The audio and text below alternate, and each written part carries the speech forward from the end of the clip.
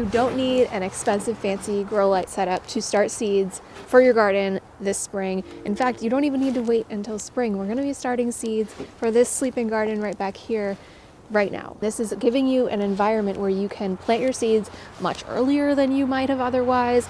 It's much more accessible, obviously. It's cheap and easy. It might even be free depending on what you already have on hand. Not only that, but it's actually going to mimic nature, right? So the seeds are going to stay dormant until the ambient temperature outside is actually warm enough for them to germinate. And you get to skip the entire hardening off period because they've been hardening off since the moment you planted them. It will also give you a head start. So things that you would be planting for the spring for your early crops in the spring garden, you're gonna get a harvest a lot sooner than you would if you started those seeds just direct sowing in the ground or inside. I'm gonna walk you through exactly how to turn this little milk jug into a greenhouse step by step, and then we're gonna talk about what seeds work best for the milk jug sowing method because some do work better than others.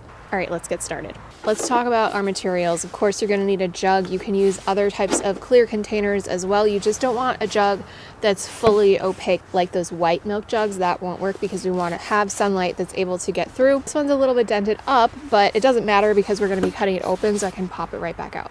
The next thing that we're going to need is tape. I'm using duct tape here. You want something that's fairly weatherproof because it is going to be out in the elements. For our sharp implements, I've got a knife and I have a set of pruning shears. You can use any old scissors. This is just what I grabbed. I grabbed a fine tip Sharpie and a popsicle stick for my label. You can use whatever plant markers you have. We're going to be putting this inside because anything you write on the outside of this, it's going to get washed away. My potting soil, I'm using Coast of Maine's Bar Harbor blend. I use this for everything. Travel, of course.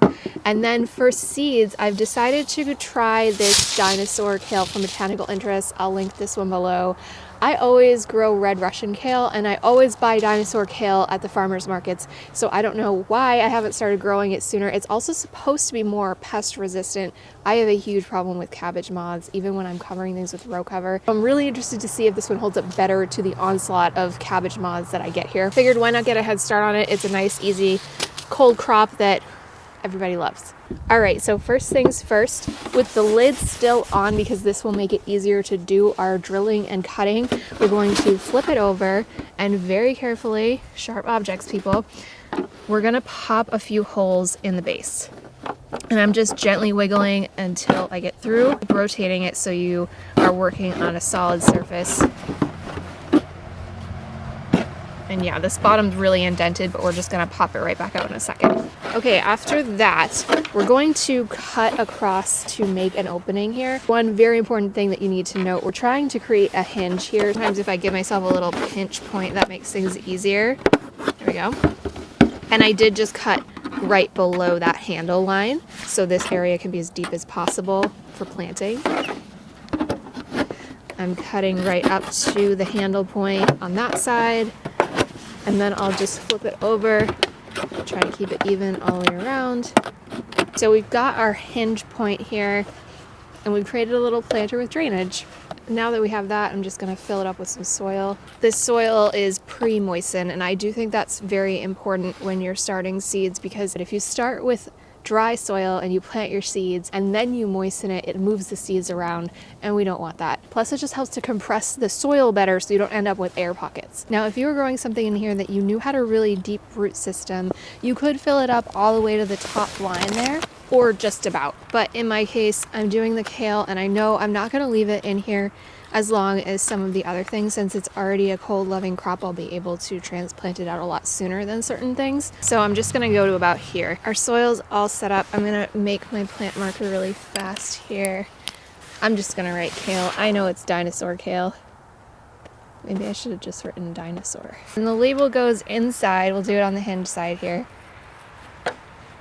That's just for my own personal reference. When I open this back up, kale seed packet's going to tell you to plant this about 1/4 inch deep. However, I have had a lot of success with kale just surface sowing it. In fact, I had so much leftover kale last spring from self-seeded kale that I had in the garden that I just kind of chaos sowed it everywhere. And it ended up working out really well because I basically had like kale microgreens going. I am over sowing this quite a bit because they're not going to end up fully maturing in size in here, it's fine to have them be a little bit crowded until I transplant them out. All right, our next step is to just close this container up. We are not going to be reopening this until it is time to plant, and we'll get into when you should transplant these out in a second. You can do manageable sizes. It doesn't have to be all one piece continuous, and just go around the outside here. I still have my lid on, but I'm going to be taking that off in a second.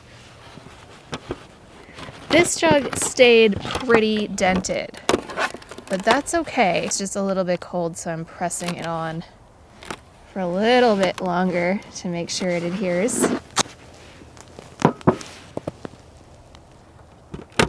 Okay. We do want to take this lid off, and this is because we want to allow it to ventilate so it doesn't develop mold. And snow and rain can get in there, and that's fine. It will keep things damp. You probably won't have to water this container at all. So let's go put this in place. We'll talk about where's a good spot for this, and then I'll get into what kind of seeds are best to grow this way. So I've chosen a south-facing location here up against the greenhouse wall. This will protect the jug from any extreme winds, which is pretty important, and also give it the maximum amount of sunlight. And that's really all there is to it. For something that's a cold-loving crop like this, we don't need to wait. But for more typical crops, you would want to wait until that chance of frost had passed. This method works in any grow zone. Of course, if you're in a colder climate like me, there's certain things that probably won't do as well, like tomatoes and peppers that need that heat to germinate. For any zone, you can start these milk jug sowings anytime after winter solstice, which is December 21st, because that's when daylight hours start to increase.